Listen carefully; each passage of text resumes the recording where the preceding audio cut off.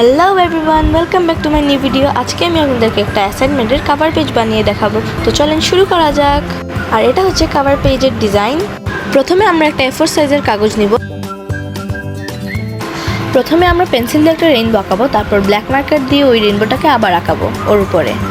এখন আমি এই স্কাইয়ের কিউট কিউট দুটো চোখ আঁকাচ্ছি।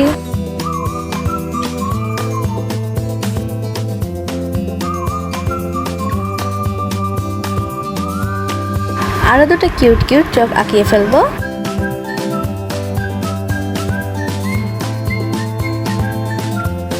আমরা এখন ব্ল্যাক মার্কার দিয়ে রেইনবোর লাইনগুলো বর্ডার করে ফেলবো।